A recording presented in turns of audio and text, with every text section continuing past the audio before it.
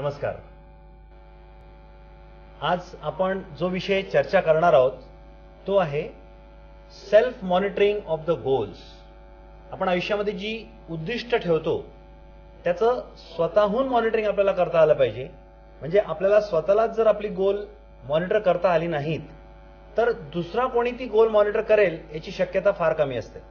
म्हणून let us monitor the goals decided by us ourselves. आता आपण बघूया की what are the goals. Goals काय असतात. निश्चितपणे गोल्स काय असतात अशी व्याख्या करतात गोल्सची की goals are the dreams and desires which are backed up with determination, dedication and deadlines. म्हणजे बघा गोल्स काय आहेत. गोल्स मूळतः स्वप्न आहेत. आपण जे आयुष्यात आपले स्वप्न बघतो, आपले उद्दिष्ट बघतो, जीवनात आपल्याला काय करायचं आहे हे आपण नीटपणे समजून घेतो. आपल्या ज्या इच्छा असतात, आकांक्षा असतात आणि आपली जी स्वप्न असतात हे सर्व मिळून आपले बनतात उद्दिष्ट, गोल्स. पण नुसत्याच इच्छा आणि नुसत्याच आकांक्षा चालतील का? नाही चालणार. कारण ज्या इच्छा त्याच्या मागे हार्डवर्क नाहीये, त्याच्या मागे डिटर्मिनेशन नाहीये, एक दृढ निर्धार नाहीये आणि ज्याला टाइम बाउंड डेडलाईन्स नाहीये, म्हणजे करायचंय केव्हा करायचंय, केव्हापर्यंत तरी करायचंय. आणि उद्दिष्टाला जर वेळेची समय नसेल, वेळेची सीमारेषा नसेल तर ते उद्दिष्ट आपल्या आयुष्यात होऊ शकतील पूर्ण किंवा होऊ शकणार नाही. मग आपण गोल्स कशाला म्हणतो तर गोल्स म्हणजे अशा इच्छा आकांक्षा, अशी स्वप्न की ज्याच्यामध्ये आपलं डिटर्मिनेशन आहे, ज्याच्यामध्ये आपलं पूर्ण झोकून देणं आहे, डेडिकेशन आहे आणि ज्याच्यामध्ये कुठेतरी टाइम बाउंडनेस आहे, कुठेतरी डेडलाईन्स आपण बघणार आहे. या सर्वांना आपण म्हणतो गोल्स. मग आता याच्यामध्ये झोकून देणं म्हणजे काय? याला म्हणतात पॅशन, याला म्हणतात जुनून. आपल्या तुकाराम महाराजांनी सांगून ठेवलेलं आहे की आयुष्यात काय करावं. आयुष्यात ते म्हणतात काहीही करा. तुमचं उद्दिष्ट काय असायला पाहिजे आयुष्यामध्ये? काहीही करा, पण जे काही कराल ते मन लावून करा. त्यांनी असं म्हटलंय, असाधरी छंद जाई बुडोनिया भवबंध. म्हणजे कुठलाही छंद तुम्ही धरा, मग तो छंद कुठला असावा याबद्दल काहीच नाही. तुम्हाला जो आवडेल तो जॉब करा, जो आवडेल तो छंद बाळगा, पण तुम्ही असा छंद बाळगा की ज्याच्यामध्ये तो छंद जोपासताना तुम्हाला सर्व विश्वाचा विसर पडला पाहिजे. असाधरी छंद जाई बुडोनिया भवबंध. हा जो भवबंध आहे, हे विश्वाचं जे बंधन आहे हे पूर्णतः कोलमडून पडलं पाहिजे. तुम्ही इतके त्या कामामध्ये तल्लीन झाला पाहिजे, मग्न झाला पाहिजे. विद्यार्थी मित्रांनो, असं बघा, आपण आपल्या आईवडिलांबरोबर आपण नदी किनारी किंवा समुद्र किनारी आपण पर्यटनाला निघालोय, पिकनिकला निघालोय, ट्रिपला निघालोय. काय बघतो आपण? सगळी मोठी माणसं, त्यांना ते सकाळचं 10 वाजताचं 11 वाजताचं समुद्र किनाऱ्याचं ऊन बोचतं. ते किनाऱ्याच्या कडेला जी झाडं असतात त्या झाडांच्या सावलीमध्ये जाऊन बसतात किंवा काही खुर्च्या मांडल्या असतील त्या खुर्च्यांवर जाऊन बसतात. आणि लहान मुलं काय करतात? लहान मुलं जे शालेय मुलं आहेत, 5वी 6वी 7वीतली मुलं आहेत, ज्यांचं खेळण्याचं अवखळ वय आहे, ते काय करतात? ते समुद्राच्या आतमध्ये जातात आणि पाण्याच्या थोडंसं बाहेर जी ओली रेती असते त्या ओल्या रेतीमध्ये असे किल्ले बनवतात. मग किल्ले बनवणं हे काही उद्दिष्ट राहू शकेल का? नाही. तो तर खेळ आहे. सगळे पालक बाहेरनं बघत असतात, लहान मुलं खेळतायत. पण त्या लहान मुलांच्या दृष्टीने ते जे किल्ले बांधणं आहे ते एक मोठं स्वप्न आहे, ते मोठं उद्दिष्ट आहे, तो त्यांचा गोल आहे. मग किल्ले बांधतात, असं पूर्ण रेती अशी वर करतात, सगळ्या साईडनी रेती पायानी हाताने ढकलतात आणि असा किल्ला झाला की त्याला हाताने असं चापटतात, मग लातांनी मारतात, पक्का करतात, मजबूत करतात किल्ला. मग किल्ला एवढा छान झाला, मग त्याला भुयार नको का? मग त्याला भुयार करणं सुरू करतात. एका साईडने एक जण हात घालतो आणि असं असं रेती पोखरत पोखरत पोखरत तो हात समोर जातो आणि मित्राला म्हणतो, तू त्या बाजूनी रेती पोखरत पोखरत ये. मित्र त्या बाजूने रेती पोखरत पोखरत येतो आणि आपला अनुभव आहे की दोघांचे हात कधीच मिळत नाहीत, असे ऑफसेट होतात. पण तरी देखील आपण आतली रेती खोरून खोरून शेकहँड करतो आणि आर के पार बोगदा तयार करतो. मग बोगदा तयार झाला. मग एवढा मोठा किल्ला ज्याच्यावरनं ते मुलं उडी मारून दुसरीकडे जातात. पण उडी मारतात ते अवखळपणाने खेळ म्हणून. पण जेव्हा ते म्हणतात हा किल्ला आहे, त्या किल्ल्यावरनं काही उडी मारता येणार नाही, किल्ला चढताच येणार नाही, किल्ला सरळ चढता नाही येणार. मग किल्ला चढायला ते असा वाटोळा, त्या किल्ल्याच्या भोवती असा असा असा असा रस्ता तयार करतात. मग रस्त्यावरनं कोणी खाईत पडून जाईल म्हणून त्याला अशा काड्या लावतात आणि रस्त्याच्या किनारीनी असा बांध तयार करतात. म्हणजे जणू काही त्यांचं ते स्वप्न असतं की खरोखरचा किल्ला त्यांनी बांधलेला आहे आणि त्या किल्ल्यावर असे अनेक सैनिक ते ठेवतात. कुठे तोफ ठेवतात एखाद्या कोपऱ्यामध्ये बुरुजावर, त्या बुरुजाला वर ते भिंत तयार करतात. म्हणजे ते पूर्ण रममाण झालेले असतात स्वप्नामध्ये की हा किल्लाच बनतोय. त्यांना माहित असतं की संध्याकाळी भरतीची लाट येईल आणि त्या रेतीच्या किल्ल्यापर्यंत भरतीची लाट येईल आणि हा सगळा किल्ला उद्ध्वस्त होऊन ती रेती समुद्रात विलीन होऊन जाईल. पण त्यांना त्याची तमा नसते, त्यांना त्याची भीती नसते. हा किल्ला किती काळ टिकेल याची त्यांना काळजी नसते. आत्ता किल्ला बनवतोय ना, तो बेस्ट बनवायचा. त्याच्यावर रस्ता पाहिजे, त्याच्यावर भुयार पाहिजे, त्याच्यावर सैनिक पाहिजे, त्याच्यावर तोफा पाहिजे, त्याच्यावर बुरुज पाहिजे, त्या बुरुजाला बाहेरनं कड्याला अशी भिंत पाहिजे, किल्ला कसा मजबूत पाहिजे, कुठल्याही शत्रूला हल्ला करता यायला नको. किती पहा मन त्यांचं गुंगून जातं. आई वडील इकडनं आवाज देतात, अरे 12 वाजले, जेवणाची वेळ झाली, तुमच्या आवडीचे गुलाबजाम केलेले आहेत, लवकर परत या. त्यांच्या कानात काही आवाज ऐकू येत नाही आईबाबांचा. कारण किल्ला जो बनत असतो इतका छान निर्माण होत असते, निर्मिती होत असते, सृजनशीलतेचा कळस चाललेला असतो. ते इतके तल्लीन होतात, एकमेकाला सूचना देतात, अरे तो तिकडचा बुरुज झासवतोय, तिकडने रेती लाव, तो समोरचा ओली रेती घेऊन तिकडे त्याला लावतो. जणू काही तो किल्ला म्हणजे त्यांचं आयुष्य आहे आणि किल्ल्याच्या बाहेर काहीच नाही, अशा रीतीने त्यात ते रममाण होतात. आई वडिलांचा आवाज, आई वडिलांची हाक मारल्याबरोबर आईची हाक ऐकल्यावर पोरगा घरी येतो. पण आता त्याला आईची हाक ऐकू येत नाही. त्याला जो आवडीचा पदार्थ असतो की श्रीखंड केलाय, गुलाबजाम केलाय, जे काय केलाय, त्याचं नाव घेता क्षणी जो घरात येतो त्याला त्याचं नावच ऐकू येत नाहीये. म्हणजे तो किल्ला करताना ते इतके रममाण झाले आहेत की त्यांना सर्व जगाचा विसर पडलाय.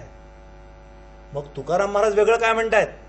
तुकाराम महाराज म्हणतायत, असाधारी छंद जाई बुडोन या भवबंध. म्हणजे असा छंद जोपासा की तो छंद करत असताना सर्व जगाचा विसर पडला पाहिजे. की ज्या जगाच्या मोहमायेमध्ये आपण तल्लीन राहतो, मग्न राहतो आणि त्या खेळातच रमून जातो, त्या जगाला आपण विसरू शकलो पाहिजे. इतकं करणाऱ्या कर्मामध्ये तुम्हाला जर वेड असेल, तुम्ही दिवाने झाले असाल त्या कर्मानी, तुम्ही पागल झाले असाल त्या कर्मानी, त्याच्यामध्ये मग्न लीन तल्लीन झाले असाल, रममाण झाले असाल, तर तुकाराम महाराज म्हणतात, हे जे कर्म तुम्ही करता आहे, हे कर्म आणि तुम्ही हे वेगळे राहतच नाही. जणू काही त्या कर्मामध्ये तुमचा योग होतो आणि तुम्हाला कर्मयोगाचं पुण्य मिळतं, समाधीचं पुण्य मिळतं आणि कर्मयोग साधतो. म्हणजे नॉर्मली आपण जे करतो ते कर्म, आणि कर्म करत असताना 10 ठिकाणी आपलं लक्ष जातं, त्यामुळे कर्माशी आपला योग होत नाही, म्हणून समाधीचा आनंद नाही आणि समाधीचं पुण्य नाही. मग तुकाराम महाराज काय म्हणतात की ते पाण्याने तो किल्ला मोडून जाईल, तो खराब होईल, तो नष्ट होईल, त्याचं पुढे काय होईल, म्हणजे आपण जे कर्म करतो आहे त्याचं पुढे फळ काय मिळेल याची तमा बाळगू नका. म्हणजे फळाची अपेक्षा न करता कर्म करा.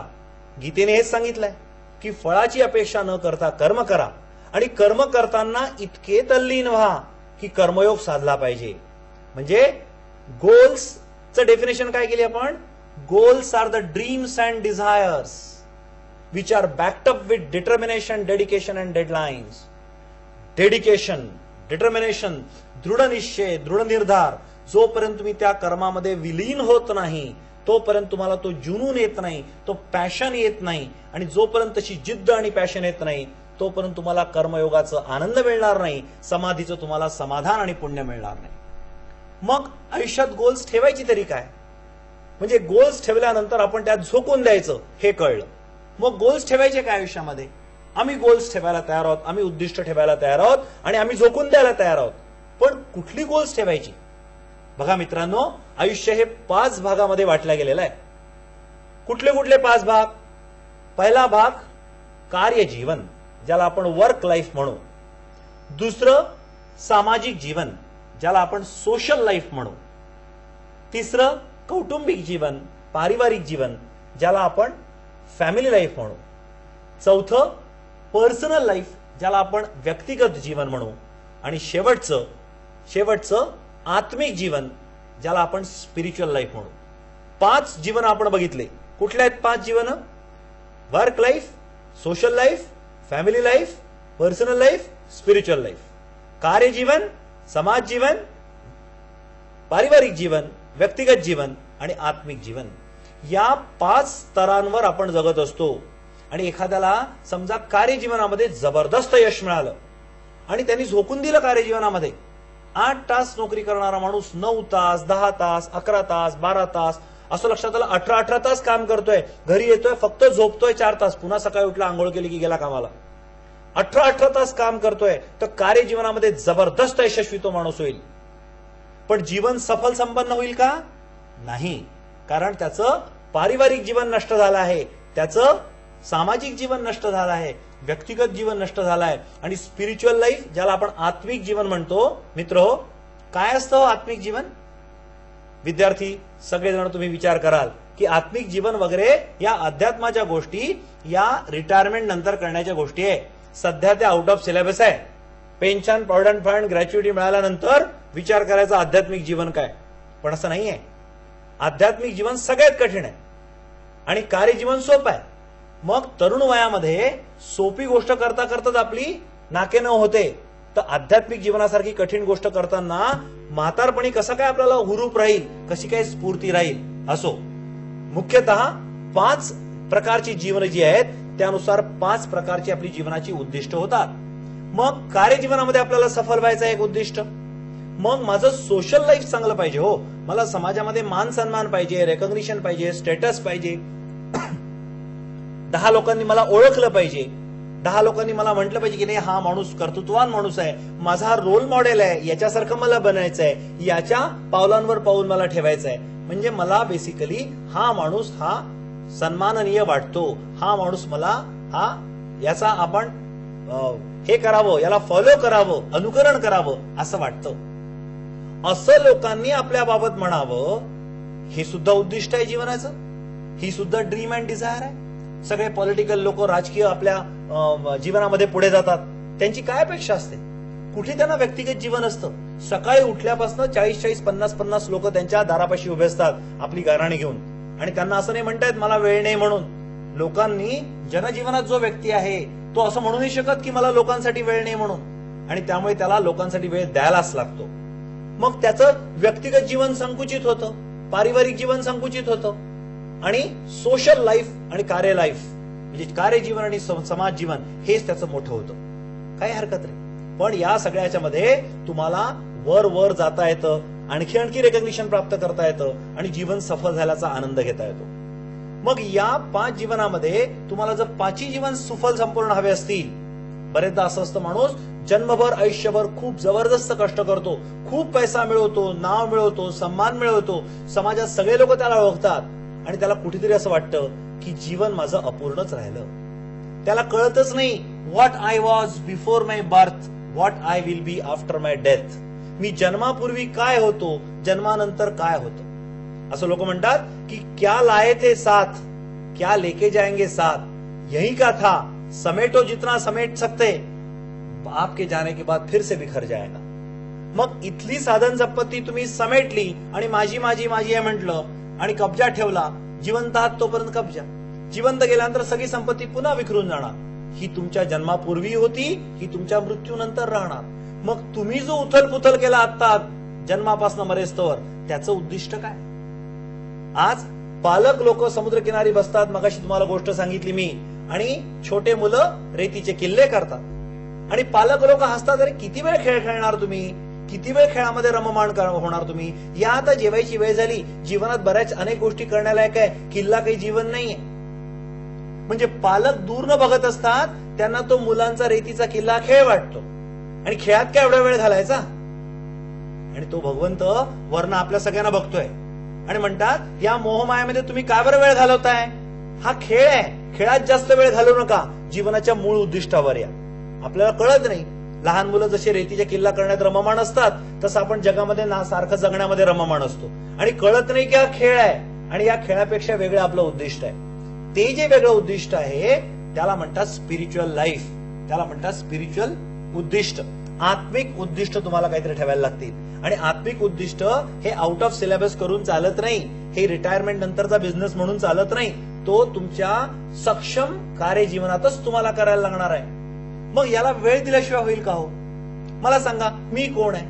असं म्हणतात की जीवनातलं सगळ्यात मोठं उद्दिष्ट जे आहे ते आत्मिक आहे. आत्मिक म्हणजे काय? नो दाय self is the objective of life. स्वतःला ओळखा. मग मी कोण आहे? अरे मी ओळखत नाही का स्वतःला? मी माझं नाव हे आहे, मी 10वी पास झालो, 12वी पास झालो, ग्रॅज्युएशन करतो आहे, मी अमक्या कॉलेजमध्ये आहे, तमक्या कॉलेजमध्ये आहे, माझा पत्ता आहे, मोबाईल नंबर आहे, ईमेल आहे. ओळखलं की मला मी कोण आहे? मी ओळखलं. तसं नाही. आत्मिक जीवनामधला मी हा वेगळा असतो. बघा कसं आहे, एक उदाहरण तुम्हाला देतो. हा पेन आहे माझा, हा माझा पेन आहे. This is my pen. I am owner of the pen. हा माझा पेन आहे, मी या पेनचा मालक आहे. कळलं का नाही? मी पेन आहे का सांगा? अरे मी कसा पेन असेल? मी तर पेनचा मालक आहे. हा पेन माझा आहे, या पेनची मालकीयत माझी आहे. अरे हा माझी मालकीयत आहे, मी थोडी आहे की मी वेगळा आणि हा पेन वेगळा. हा पेन माझा आहे म्हणजे मी पेनचा मालक आहे आणि पेन माझी मालकीयत आहे. मी पेन नाही. हा माझा पेन आहे म्हणजे मी पेन नाही. मग आपण असा विचार करू, तर्काने आपण पुढे पुढे जाऊ की हा माझा कॉम्प्युटर आहे, मी मालक आहे आणि कॉम्प्युटर मालकीयत आहे. हा माझा कॉम्प्युटर आहे म्हणजे मी कॉम्प्युटर नाही. ही माझी स्कूटर आहे म्हणजे मी स्कूटर नाही. ही माझी मोटर आहे म्हणजे मी मोटर नाही. हे माझं घर आहे म्हणजे मी घर नाही. मी घराचा मालक आहे आणि घर माझी मालकीयत आहे. हे माझं घर आहे म्हणजे मी घर नाही. मित्रांनो, तुमच्या लक्षात येईल आता मी तुम्हाला कुठे नेतोय. तुमच्या लक्षात येईल, बघा हा हात माझा हात आहे. This is my hand. हा हात माझा हात आहे, मी या हाताचा मालक आहे. This is my hand. मी हाताचा मालक आहे, मी हात नाही. हा पेन माझा आहे, मी पेनचा मालक आहे, मी पेन नाही. ही स्कूटर माझी आहे, मी स्कूटरचा मालक आहे, मी स्कूटर नाही. हा माझा हात आहे, मी हाताचा मालक आहे, मी हात नाही. आणि बघा कसं होतं क्लायमॅक्स. हे माझं शरीर आहे. हे माझं शरीर आहे म्हणजे मी या शरीराचा मालक आहे म्हणजे मी शरीर नाही. मी शरीर नाही म्हटल्याबरोबर पायाखालची पूर्ण वाळू घसरते. मी शरीर नाही म्हटल्यानंतर मी कोण आहे? अरे हे माझं शरीर आहे आणि हे माझं म्हणणारा मी हा शरीरापेक्षा वेगळा आहे. हे जर माझं शरीर आहे तर मी कोण आहे? Who M I? मी कोण आहे हा उपनिषदामधला मोठा डायलेमा आहे. डायलेमा काय सांगतो की I think hence I am, और I am hence I think. मी विचार करतो म्हणून माझं अस्तित्व आहे, किंवा माझं अस्तित्व आहे म्हणून मी विचार करू शकतो. आणि हा डायलेमा हा सोडवता सोडवता अनेक ऋषीमुनींनी आपले आयुष्य घालवले आणि जीवनाचं उद्दिष्टच बनवलं की मी कोण आहे? मी शरीर आहे का मी आत्मा आहे? शरीर मला दिसतंय हे मी आहे म्हणतो मी, आत्मा मला दिसत नाही म्हणून तो नाही म्हणायचा का? जगातल्या मोठ्या मोठ्या विचारवंतांनी असं एक प्रमेय सांगितलंय. असं म्हणतात, everything which is worth measuring cannot be measured and everything which is measurable is not worth measuring. जे जे जगामध्ये मोजता येतं ते मोजण्यायोग्य नाही आहे आणि जे जे मोजण्यायोग्य आहे ते मोजताच येत नाही. जसं माझं शरीर आहे, माझं शरीर 75 किलोग्रामचं आहे, मोजता येतं पण कदाचित मोजण्यायोग्य नसेल. माझी छाती साधी इतके इंच, फुलवून तितके इंच, माझी उंची इतके सेंटीमीटर, असं सगळं शरीराचं वर्णन आपल्याला मोजता येतं. आणि शरीर हे मोजण्यायोग्य नाही. शरीराच्या आत जो आत्मा आहे तो मोजण्यायोग्य आहे पण तो मोजता येत नाही. आणि शरीर हे मोजण्यायोग्य नाही पण मोजता येतं. Everything which is measurable in the world is not worth measuring and everything which is worth measuring in the world can not be measured. असं म्हणतात, हा जिवंत आहे, जिवंत आहे, जिवंत आहे. तो आत्मा शरीरात आहे तोपर्यंत जिवंत आहे आणि आत्मा बाहेर गेला की आत्मा शरीरात आहे तोपर्यंत शिव आणि आत्मा बाहेर गेला की शव. म्हणजे बघा आत्मा किती महत्वाचा आहे पण तो दिसत नाही.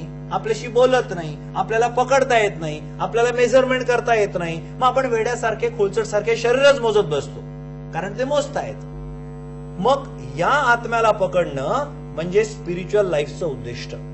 मित्रांनो, कठीण आहे, विषय कठीण आहे. लोकांनी पूर्ण आपले आयुष्य घालवले त्या विषयावर, पण या विषयामध्ये उत्तर शोधायला आयुष्य लागतो हो. पण विद्यार्थी म्हणून आपण प्रश्न समजून घ्यायला काय हरकत आहे? हा प्रश्न असा आहे, मी कोण आहे? मी म्हणजे माझं शरीर आहे का मी म्हणजे माझा आत्मा आहे? शरीर असेल तर मी मेल्यानंतर शरीर तर तिथेच राहतं, मग मेल्यानंतर कोण जातो बाहेर? आणि तो जो महत्वाचा आहे तर तो मी माझी ओळख म्हणून का बरं वापरत नाहीये? मी स्वतःला मी म्हणजे माझा आत्मा का बरं समजत नाहीये? हे उद्दिष्ट असतं आत्मिक उद्दिष्ट. स्वतःला जाणं म्हणजे स्वतःच्या आतल्या आत्म्याच्या अंशाला, परमात्म्याच्या अंशाला जाणं, हे स्पिरिच्युअल लाईफ. मग सांगा, फिजिक्स तुम्हाला शिकायचं असेल तर फिजिक्स मध्ये काही तास अभ्यास करायला लागेल का नाही? इंग्रजी बोलता यायला हवं असेल तर आपण आता 1ली पासून 10वी पर्यंत इंग्लिश शिकलो तरी नीट बोलता येत नाही ना इंग्लिश. म्हणजे सातत्याने वर्षानुवर्ष अभ्यास केला तरी साधी गोष्ट इंग्लिश येत नाही. तर हा अध्यात्माचा विषय किती कठीण आहे. मग या विषयामध्ये काही तास आपल्याला उपासना करायला लागेल, साधना करायला लागेल, त्याशिवाय या आयुष्यामध्ये या विषयामध्ये प्रगती होणार नाही. मग स्पिरिच्युअल लाईफ मध्ये तुम्हाला प्रगती हवी असेल तर साधना करायला लागेल, तपश्चर्या करायला लागेल. जसा फिजिक्सचा अभ्यास करायला लागेल, मॅथ्सचा अभ्यास करायला लागेल, तसा आत्मिक जीवनाचाही अभ्यास करायला लागेल. मग मित्रहो, जीवनाचं उद्दिष्ट आपण ठरवलं, सर्वोच्च उद्दिष्ट स्वतःला ओळखा, स्वतःतल्या प्रतिभेला ओळखा, स्वतःतल्या गुणांना ओळखा, स्वतःतल्या कमजोरींना ओळखा, त्याच्यावर मात करा आणि स्वतः स्वयंपूर्ण. आपण म्हणतो की हा प्रवास आमचा इंसान से भगवान तक जर्नी है. दुनिया में जिंदगी का सफर क्या है? इंसान करके पैदा होते हैं, मृत्यु तक अगर भगवान बन सके तो सिलेबस ओवर, अगर नहीं बन सके तो पुनर्जन्म लो, एटीकेटी लग जाती और फिर से अपना जर्नी, अपनी सफर चालू. तो इतने सारे उद्दिष्ट अगर हमको प्राप्त करने हैं तर आपल्याला काय करायला लागेल? आपल्याला एक एक गोष्ट लिहून ठेवायला लागेल. माझ्या आत्मिक जीवनात मला काय प्राप्त करायचंय? माझ्या वैयक्तिक जीवनात मला काय प्राप्त करायचंय? वैयक्तिक जीवनात मला सुदृढ शरीर प्राप्त करायचं आहे, मला ज्ञान प्राप्त करायचं आहे, मला क्वालिफिकेशन्स घ्यायचे आहेत, डिग्रीज घ्यायच्या आहेत, मला जगभर फिरायचं आहे, प्रवास करायचा आहे, जगातला कानाकोपरा बघायचा आहे, मला सर्व विद्या आणि सर्व कला शिकायच्या आहेत. पर्सनल लाईफ, व्यक्तिगत जीवनातली उद्दिष्ट तुम्ही ठेवू शकता. मग पारिवारिक जीवन, मला परिवाराबरोबर वेळ द्यायचा आहे, त्यांच्याबरोबर राहायचं आहे, मला आई वडील भाऊ बहीण बायका मुलं यांच्याबरोबर वेळ द्यायचा आहे, त्यांच्या सुखदुःखात सामील व्हायचं आहे आणि माझ्या पारिवारिक जीवनाचा मला आनंद घ्यायचा आहे आणि माझ्या अस्तित्वाने हा आनंद इतरांवर लुटवायचा आहे. मग मला समाज जीवनात काय करायचंय? हा माणूस आला, जगला, मेला, समाजाला त्याचं काही देणं घेणं नसेल, हा का बरं जगला, हा का बरं जन्माला आला, हा मेल्याचं दुःख कोणाला आणि जगण्याचा आनंद कोणाला? Man is a social animal. समाजशील प्राणी असल्यामुळे आपल्याला समाजामध्ये आपले स्पंदन गेले पाहिजे दूर दूर. समाजाने आपण अफेक्ट झालो पाहिजे आणि आपल्यामुळे समाज अफेक्ट झाला पाहिजे. हे परस्पर संबंध जोपर्यंत नाहीये तोपर्यंत आपल्या समाज जीवनाला काही अर्थ राहणार नाही. मग सामाजिक जीवन पाहिजे. मग डेली तुम्हाला रोजी तर पाहिजे की नाही? ब्रेड अँड बटर तुम्हाला कमवायला लागेल. मग रोजचा तुमचा खर्च तुम्हाला निभवायचा असेल तर तुम्हाला कुठेतरी काम करायला लागेल. त्याला म्हणू आपण कार्यजीवन. म्हणजे कार्यजीवनातलं उद्दिष्ट पाहिजे की मला प्रमोशन मिळालं पाहिजे, मला बढती मिळाली पाहिजे, मला चांगला जॉब मिळाला पाहिजे, मला जॉब सॅटिस्फॅक्शन मिळालं पाहिजे, मला करिअर ग्रोथ पाहिजे. हे सगळे तुमचे कार्यजीवनातले उद्दिष्ट झाले. मला समाजात मान सन्मान मिळाला पाहिजे, मी लोकांचे उपयोगी कामं केले पाहिजे, लोकांनी मला हवं असं लोकांना मी वाटलं पाहिजे. सामाजिक जीवन, परिवारामध्ये मी आनंद देईन, आनंद घेईन. पारिवारिक जीवनाचे उद्दिष्ट, व्यक्तिगत आयुष्यात उन्नती आणि समृद्धी संपत्ती सर्व मी कमवीन. विद्या कला मी पारंगत होईन, हे व्यक्तिगत जीवन. आणि आत्मिक जीवनामध्ये मी कोण आहे हा मरायच्या आधी, मृत्यूच्या शेवटच्या क्षणापर्यंत शोध घ्यायचा प्रयत्न करीन. हे झाले तुमचे आत्मिक जीवनाचे उद्दिष्ट. मित्र, हे सर्व उद्दिष्ट आपल्याकडे लक्षात आले आपल्याला. मग त्या उद्दिष्टामध्ये स्वतःला मॉनिटर कसं करायचं? आपला चर्चेचा आजचा विषय आहे self monitoring of the goals. म्हणून प्रथम आपण बघितले गोल्स काय असतात, उद्दिष्ट काय असतात, आणि आता आपण बघू त्याला मॉनिटर कसं करायचं, त्याला कंट्रोल कसं करायचं. अरे आपलं आयुष्य आहे, असंच जाऊ नका देऊ. असंच गेलं ना तर आयुष्याच्या शेवटी आपल्याला पश्चाताप होईल. अरे रे, मी असं करू शकलो असतो, तसं करू शकलो असतो, पण नाही केलं. मग मित्रो, तुमच्यापैकी किती लोक डायरी लिहिता सांगा मला? किती लोक डायरी लिहितात, दैनंदिनी लिहितात? बघा, 3 प्रकारच्या दैनंदिनी असतात. एक प्रकारची दैनंदिनी काय असते? हिशोबाची दैनंदिनी. आपण हिशोब लिहितो की नाही? 5 रुपये भिकाऱ्याला दिले, लिहून टाकलं. 10 रुपयाचा समोसा खाल्ला, 25 रुपयाची लस्सी पिली, आईस्क्रीम खाल्लं, कपडे घेतले, जोडे घेतले. म्हणजे आपण विविध पद्धतीचे पर्चेसिंग करतो, कार घेतो, गाडी घेतो, 2 व्हीलर घेतो. म्हणजे आपल्या जीवनामध्ये येणारे खर्च जमा किती झाले, खर्च किती झाले, जमा खर्चाची वही, याला सुद्धा काही लोक डायरी म्हणतात. ही झाली जमा खर्चाची डायरी.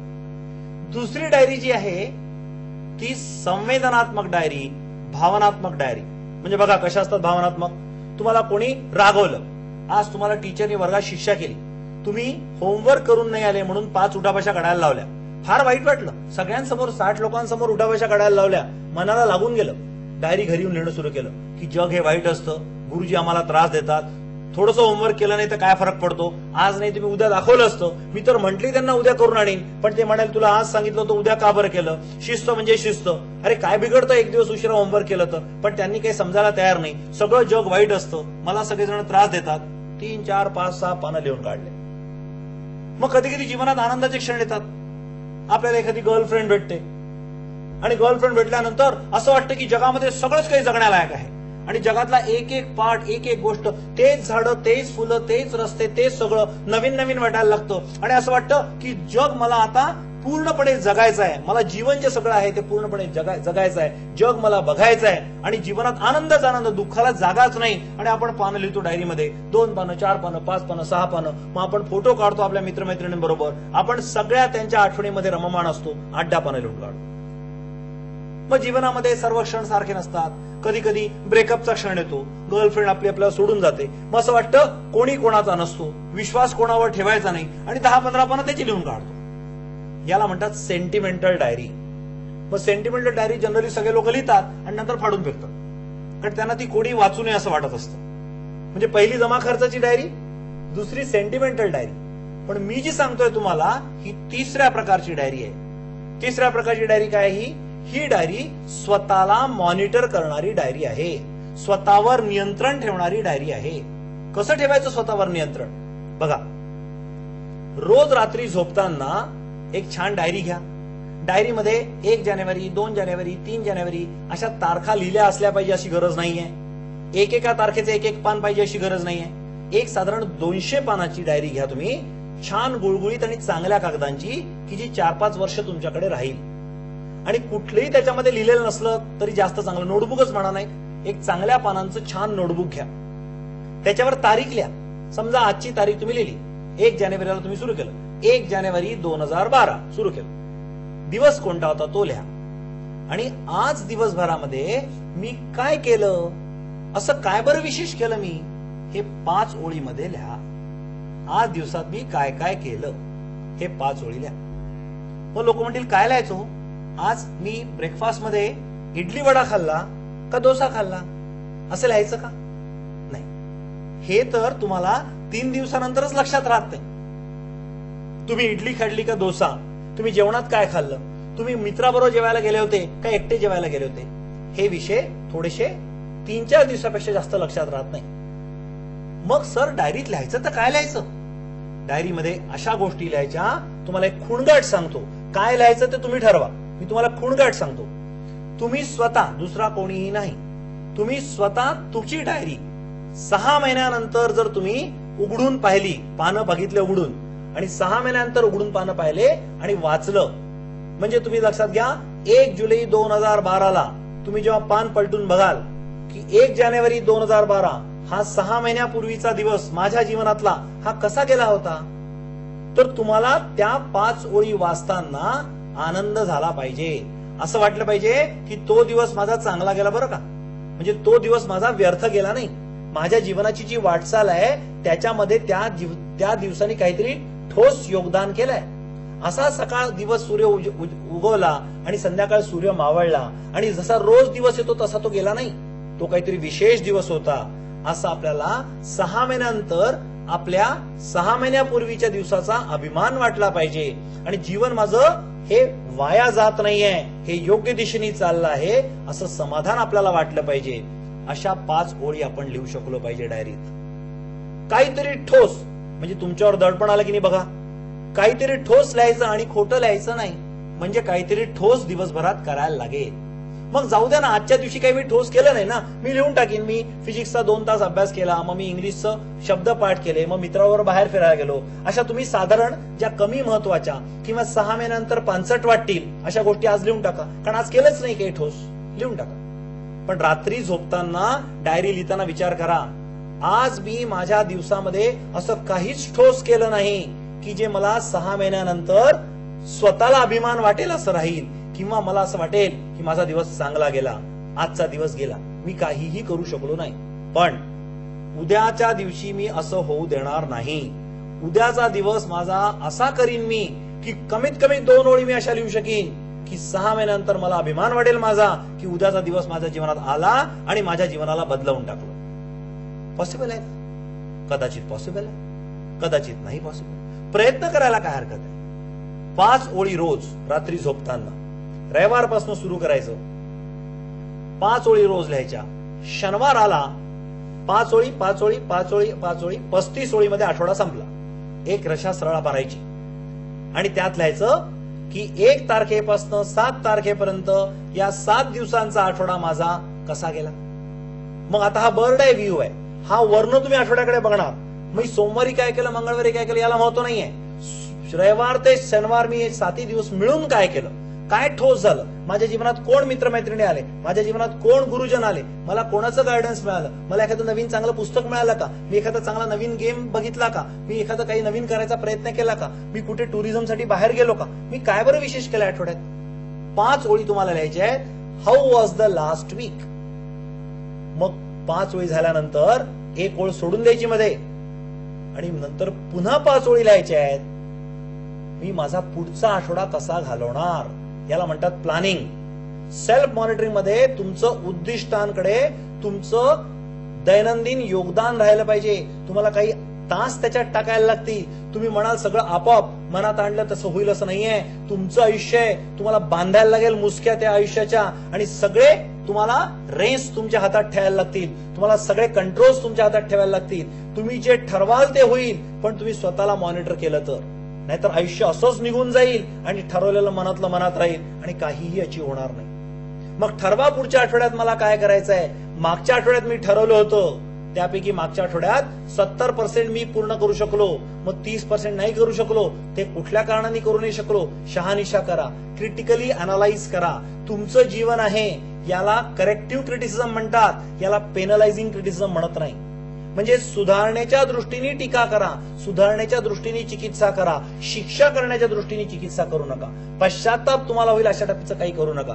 तुम्ही मागचा आठवडा गेला ठीक आहे, नाही गेला चांगला, अग्रीड, पण मला आता असं पुढच्या आठवड्यात करून चालणार नाही. एक आठवडा महत्वाचा आहे, एक क्षण महत्वाचा आहे, एक तास, एक दिवस महत्वाचा आहे. मग पुढच्या आठवड्यात मी काय करणार, लिहा 5 ओळी. आणि आठवडा पुन्हा जाऊ द्या 7 दिवस, 8 तारीख ते 14 तारीख पुन्हा आठवडा जाऊ द्या आणि 14 तारखेला पुन्हा रिव्ह्यू घ्या. 7 तारखेला मी ठरवलं होतं की माझा हा आठवडा असा जाईल आणि मागचा आठवडा कसा गेला. ठरवल्याप्रमाणे गेला, ठरवल्याच्या विपरीत गेला, हरकत नाही. वेगळा गेला असेल काय हरकत नाही, कारण मीमांसा शोधा त्याची. का बरं वेगळा गेला तो.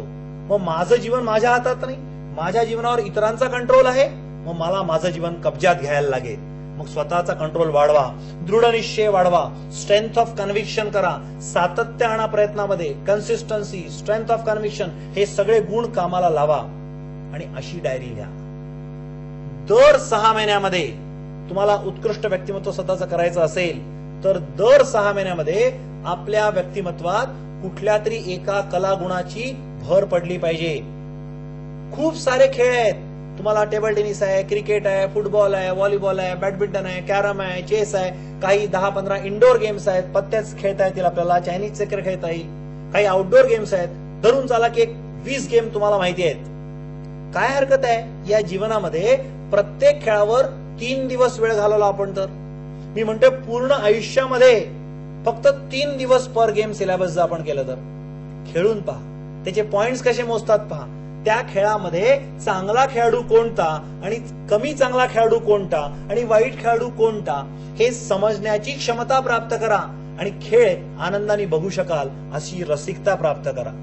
त्या खेळामध्ये तुम्ही पारंगत प्लेयर झाले पाहिजे अशी अट नाहीये. खेळून बघा तुम्ही कोणत्या खेळामध्ये चांगले आहात. सगळ्या कलांमध्ये करून बघा. सिंथसायझर वाजवून बघा, व्हायोलिन वाजवून बघा, गिटार वाजवून बघा आणि कळलं की येत नाही तर ठरवून घे की मला येत नाहीये. पण करूनच न बघता आपण मला ते जमणार नाही असं करणं म्हणजे जीवनाचा आस्वाद न घेताच अर्धवट जीवन जगण्याचा प्रकार आहे. प्रत्येक गोष्ट करून बघा आणि करून बघा हे मी तुम्हाला सांगितलं, हे तुम्हाला पटलं, पण जोपर्यंत तुम्ही स्वतःवर कंट्रोल ठेवत नाही तोपर्यंत कळलेलं ते वळेल असं नाहीये. दर 6 महिन्यात तुम्हाला नवीन कलागुण शिकायचा आहे तर लिहा डायरीमध्ये की पुढच्या 6 महिन्यात मी काय शिकणार आहे. डायरीत लिहा आणि ते फॉलो करा. त्यानुसार शनिवार रविवार सुट्टीच्या दिवशी त्या खेळांमध्ये टाकायचा प्रयत्न करा आणि तुम्हाला काय मिळतं ते बघा.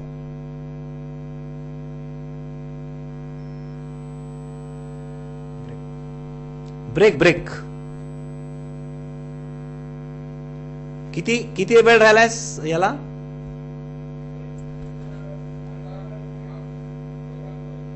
नाही किती वेळ राहिलाय अजून म्हणजे या कॅसेटमध्ये?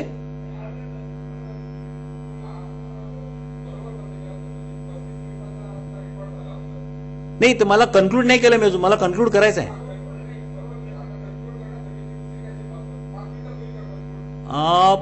किंवा दुसरी लावून मग नंतर मिक्स करता येईल ना मग? तर मला वाटतं दुसरी लावून घ्या कारण 5च्या जागी 8 मिनिटं झाले तर कट नको व्हायला मध्ये. हा राईट.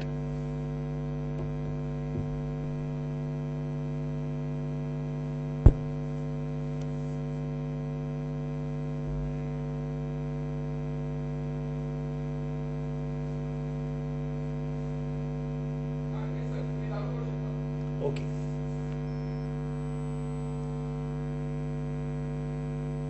मग आपण रोज 5 ओळी जर आपण दैनंदिनी लिहिली आणि 7 दिवसाची दैनंदिनी झाल्यानंतर आठवड्याच्या शेवटी 5 ओळी, मागचा आठवडा कसा गेला, 5 ओळी, पुढचा आठवडा कसा जाणार असं लिहिलं आणि दर 6 महिन्यांनी आपण रिव्ह्यू घेतला की माझं मागच्या 6 महिन्यामध्ये अचिव्हमेंट काय आणि मला पुढच्या 6 महिन्यात काय करायचं आहे. तर मित्रो लक्षात घ्या, एक दिवस, एक क्षण, एक तास, एक आठवडा हा आपल्या कंट्रोलमध्ये राहील, नियंत्रणात राहील आणि सगळ्या आयुष्यावर आपली पकड येईल. पुढच्या 10 वर्षात मी हे बनणार असं म्हटलं तुम्ही की खरोखरी जग बघेल की तुम्ही ते बनवून दाखवू शकता कारण तुमचं स्वतःवर नियंत्रण आहे. मला असा एक तुम्हाला सल्ला द्यायचा वाटतो की तुम्ही परीक्षा देताय. तुमच्या जीवनामध्ये वर्षातनं एकदा किंवा 2दा परीक्षा येतात. लक्षात ठेवा, सेल्फ असेसमेंट हे सगळ्यात महत्वाचं आहे. तुम्ही पेपरहून घरी परत आलात की तुम्ही जो प्रश्न क्वेश्चन नंबर 1 सोडवला तर त्याच्यासमोर लिहा मार्क. क्वेश्चन नंबर 1 मध्ये ए हा 6 मार्काचा होता, बी हा 8 मार्काचा होता. तुम्ही दोन्ही सोडवलं तर क्वेश्चन नंबर एच्या वर प्रश्नपत्रिकेत लिहून टाका की 6 पैकी किती मार्क मिळतील, 8 पैकी किती मार्क मिळतील, असं प्रत्येक प्रश्नाचं लिहा. काही प्रश्नांना तुम्हाला 15 पैकी मार्क किती मिळतील लिहिता येणार नाही एक्झॅक्टली की 6 मिळतील का 9 मिळतील, मग लिहा 6 ते 9 मिळतील. तुमचं अनुमान एक रेंज लिहा. मग पूर्ण पेपर झाल्यानंतर पेपरच्या वर लिहा 100 पैकी मला किती मार्क मिळतील, 70 ते 78. आणि रिझल्ट लागल्यानंतर तुम्ही बघा की तुमचं जे असेसमेंट आहे आणि तुम्हाला जे मिळतं आहे त्यात किती तफावत आहे. ती तफावत लक्षात घेऊन पुढच्या परीक्षेत पुन्हा तुम्ही तुमचं असेसमेंट प्रॉपर करा. असं करत तुम्ही असं सांगू शकले पाहिजे एखादी परीक्षा दिल्यानंतर की मला एवढेच मार्क मिळतील म्हणून आणि 5% रेंजमध्ये ते मार्क आले पाहिजे. इतकं परफेक्ट स्वतःबद्दल तुमचं जेव्हा असेसमेंट होईल तेव्हा जीवन तुमच्या पकडीत आलं असा अर्थ होईल. मग आता मला सांगा, हे सगळं आपल्याला करायचं आहे, डायरी लिहायची आहे. अशा 5 ओळी डायरीत लिहायच्या आहेत रोज की ज्या 6 महिन्यानंतर वाचण्यायोग्य राहतील. मग असं करायचं काय दिवसभरामध्ये आणि केव्हा करायचं? अतिशय महत्वाची गोष्ट आहे. आपल्या सगळ्यांना चुकून रात्री उशिरा जागायची सवय झाली आहे. आपल्याला नॅचरल क्लॉक जे बॉडीचं आहे त्याच्याशी सिंक्रोनाइज करायचं असेल तर मित्र लक्षात घ्या की सूर्योदयापासून सूर्यास्तापर्यंत हा सगळ्यात ऍक्टिव्ह पिरियड असतो. मग सूर्योदयाच्या 2 तास आधी आणि सूर्यास्तानंतर 2 तास आधी आपण दिवस लांबवला तरी चालेल. धरून चाला की 6 वाजता सूर्य उगवतो, 6 वाजता मावळतो, एक ठोकळ मानाने. तर सकाळी 4 वाजता दिवस सुरू झाला पाहिजे आपला आणि संध्याकाळी 6 + 2 8 वाजता आपला दिवस मावळला पाहिजे. रात्री 8 ते सकाळी 4 अशी 8 तास झोप आपल्याला भरपूर आहे. आपण जर 6 तास झोप घेणार असू तर रात्री 9 ते पहाटे 3 किंवा 9:30 ते 3:30 अशीच आपण झोप केली. रात्री 12 वाजता ज्याला मिडनाईट म्हणतात, हा सर्वात काळोखातला दिवस, काळोखातला क्षण असतो. म्हणजे सूर्यास्त होऊन 6 तास झालेले असतात. पृथ्वीवरचा जो शक्तीचा स्रोत आहे सूर्य, तो मावळून 6 तास झाले असतात आणि उद्याचा स्रोत उगवायला अजून 6 तास दूर असतात.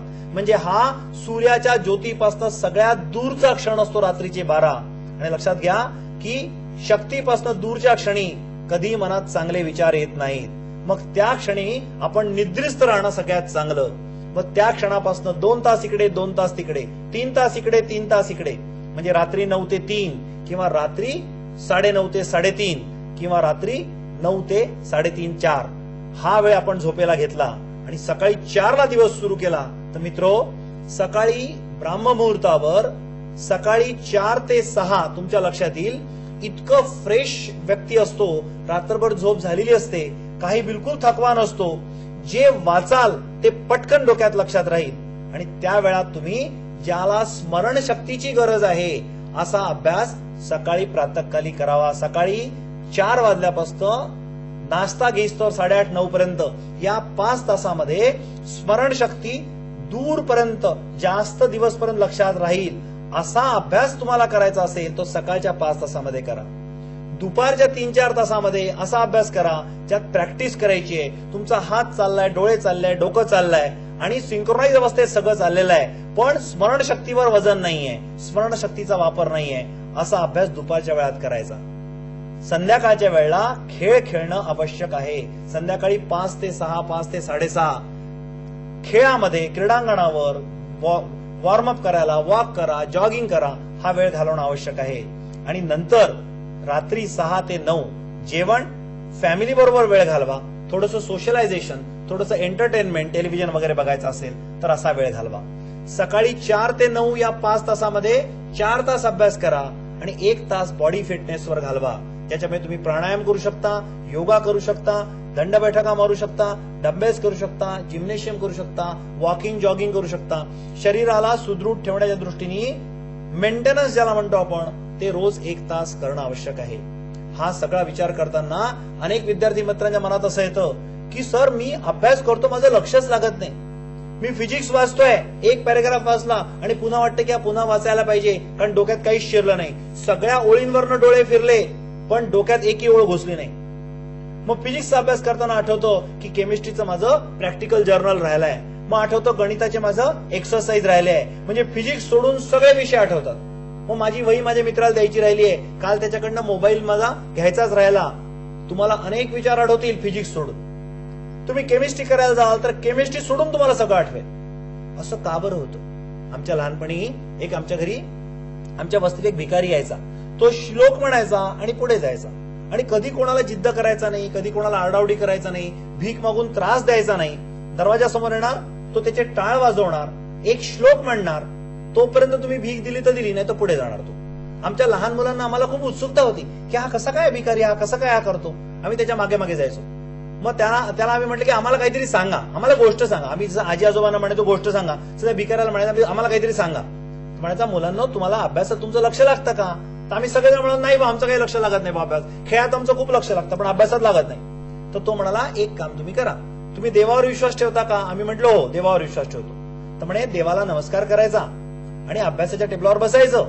एक उदबत्ती लावायची, ती उदबत्ती पूर्ण जळेस्तवर टेबलावरनं उठायचं नाही. मग तुम्हाला बाहेरचा टेलिफोन येऊ, मोबाईल येऊ, आईने आवाज देऊ, वडिलांनी आवाज देऊ, नाही हटायचं. सगळ्यांना आधी सांगून द्यायचं की मी आता अभ्यासाला बसतोय. एक उदबत्ती 15 ते 18 मिनिटं जळते. त्यांनी सांगितलं 18 मिनिटं चित्त स्थिर करा आणि जो समोर विषय त्यात कॉन्सन्ट्रेट करा. उदबत्ती लावली आहे, सोमवारी अभ्यास करायला घेतला तर जो विषय समोर आहे तो सोडून इतर विषय डोक्यात येत आहेत. मंगळवारी असंच झालं, बुधवारी असंच झालं. 4-5 दिवसानंतर तुमच्या लक्षात येईल, सतत प्रयत्न करणं याला साधना म्हणतात. सतत प्रयत्न केल्यानंतर लक्षात येईल की उदबत्ती लावली आहे आणि समोर फिजिक्स आहे तर फिजिक्स सोडून बाकी गोष्टी मनात येत नाहीयेत. असा फोकस स्टडी तुम्ही जर प्रत्येक विषयाचा केला तर 5 तासात तुमचा जो अभ्यास होणार तो 1 तासात होऊ शकतो. आणि तुम्हाला खेळायला, एंटरटेनमेंटला, सोशलायझेशनला, सिनेमा पाहायला, सर्व गोष्टींना वेळ उरेल. आणि सकाळच्या 2-3 तासातला अभ्यास तुम्हाला डिस्टिंक्शन क्लासमध्ये पास करून देईल. एक उदबत्ती लावायची, 18 मिनिटं पूर्ण जळेस्तोवर फक्त अभ्यास करायचा, अभ्यास सोडून काही नाही. उदबत्ती संपली की बाहेर जायचं, गॅलरीत उभं राहायचं, शेजाऱ्यांशी बोलायचं, गाणं ऐकायचं, आई वडिलांशी बोलायचं, भावंडांशी बोलायचं, आणि पुन्हा फ्रेश झाले 5 मिनिटं ब्रेक घेऊन की पुन्हा टेबलवर बसायचं, पुन्हा उदबत्ती लावायची. भगवंताला नमस्कार का करायचा? आईचं, वडिलांचं आपल्यावर लक्ष असतं नसतं, आणि कोणी बघत नाही म्हटलं की आपल्या मनातला चोर जागृत होतो आणि आपण म्हणतो कोणीच तर बघत नाहीये, मग आपलं लक्ष नसलं तरी चालतं. पण भगवंतावर श्रद्धा असेल आणि तो बघतोय असं लक्षात असेल तर त्याला तर असंख्य हजार डोळे आहेत, तो कुठले बघू शकतो. म्हणजे आपल्या मनावर दडपण येतं आणि आपण स्वतःशी प्रामाणिक राहतो. स्वतःशी प्रामाणिक राहायसाठी देवाला नमस्कार करायचा.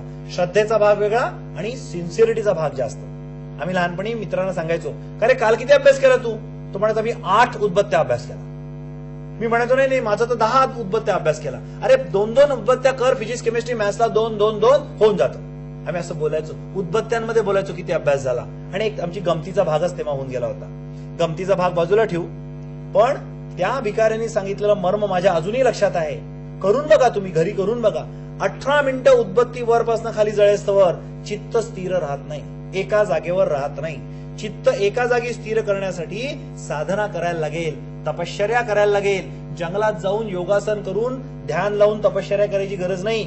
आपण सगळं विद्यार्थी आहोत. आपण ज्ञानार्जन इथे करतोय या वातावरणात, टेबल खुर्चीवर करतोय, तर टेबल खुर्चीवर उदबत्ती लावा आणि आपलं ध्यान तपश्चर्या फिजिक्स मध्ये येऊ द्या, सायकोलॉजी मध्ये येऊ द्या, इकॉनॉमिक्स मध्ये येऊ द्या. जो समोर विषय त्याच्यामध्ये ध्यान येऊ द्या. लक्षात येईल काही वेळानंतर आपलं ध्यान लागायला लागलेलं आहे. आणि जेव्हा जेव्हा व्यक्ती हा कर्म करतो आणि कर्मामध्ये रममाण होतो आणि कर्म सोडून पूर्ण जगाचा त्याला विसर पडतो, तर तेव्हा तो कर्मयोग होतो, त्याला समाधीचा आनंद मिळतो. आणि पुन्हा एकदा तुकाराम महाराजांनी म्हटलेलं आपल्याला आठवतं की काय करा, काही करा, काहीही करा. लाकूड फोड्या असेल तो लाकूड तोडेल, लोहार असेल तो लोखंडाला चोपेल, विद्यार्थी असेल तो अभ्यास करेल, काहीही करा. पण जे काही कराल ते करताना एवढे तल्लीन व्हा की तुम्हाला संपूर्ण जगाचा विसर पडला पाहिजे. म्हणजे असाधरी छंद जाई बुडोनिया भवबंध. मग तुम्हाला समाधीचा आनंद मिळेल आणि करणारं कर्म हे कर्मयोग होईल. आणि कर्मयोगामध्ये पुण्यच पुण्य मिळणार. तुमच्या जीवनामध्ये, विद्यार्थी जीवनामध्ये यशच यश राहणार. तुम्ही मेरिटमध्ये येणार, डिस्टिंक्शन मिळवणार. कारण काय? ते तुम्ही कर्म नुसतं कोणीतरी सांगितलं म्हणून अभ्यास करत नाहीये, तो कर्म योग होतो आहे आणि म्हणून त्यात फार मोठं पुण्य मिळणार. विद्यार्थी मित्रांनो, मी तुम्हाला संक्षिप्तपणे शेवटी सांगतो की आपलं जीवन हे आपलं आहे. आई वडील, गुरुजन, भाऊ हे आपलं कंट्रोल करतील, नातेवाईक आपल्याला कंट्रोल करतील असा विचार आणू नका. बाबा तुम्ही मला सांगितलं ते सगळं मी करतो, बाबा सांगत जातील आणि तुम्ही करत जाल, हे काही वर्ष आयुष्यापर्यंत चालेल. मग सांगायला बाबाही असणार नाही. मग तुम्ही कोणाचं ऐकणार? शेवटी आपल्या मनाचं ऐका. आपलं आयुष्य आपल्या ताब्यात ठेवा. आणि मित्र, हे लक्षात ठेवा, सेल्फ मॉनिटरिंग द गोल्स. आपले उद्दिष्ट आपण ठरवा. 5 प्रकारचे जीवन असतात: work life, social life, family life, personal life, आत्मिक स्पिरिच्युअल लाईफ. कार्य जीवन, समाज जीवन, पारिवारिक जीवन, व्यक्तिगत जीवन आणि आत्मिक जीवन. या 5 जीवनामध्ये 5 उद्दिष्ट तुम्ही ठेवा. प्रत्येक उद्दिष्ट तुम्ही बरोबर त्याच्यामध्ये वेळ अलोकेट होतोय की नाही बघण्यासाठी, त्याला आपण वेळ देतोय की नाही बघण्यासाठी रोज डायरी लिहा. डायरीमध्ये तुम्हाला जमा खर्चाची डायरी, भावनिक डायरी आणि सेल्फ मॉनिटरिंग डायरी मी प्रकार सांगितले. एक छान डायरी विकत घ्या आणि नवीन जीवनाची नवीन सुरुवात करा. माझ्या तुम्हाला सर्वांना शुभेच्छा. आणि मला खात्री आहे की जीवन तुमच्या जेव्हा नियंत्रणात येईल, तुम्हाला स्वतःलाच केवळ आनंद होणार नाही, तर तुमच्या परिवारजनांना आणि स्नेहांना सुद्धा तुमच्या आयुष्याबद्दल आनंद निर्माण होईल, तुमच्याबद्दल आदर निर्माण होईल की हा बघा कसा जीवन आदर्श जगतोय, असा भाव त्यांच्या मनात होईल. पुन्हा एकदा तुमच्या आदर्श जीवनासाठी आणि स्वतःच्या नियंत्रणासाठी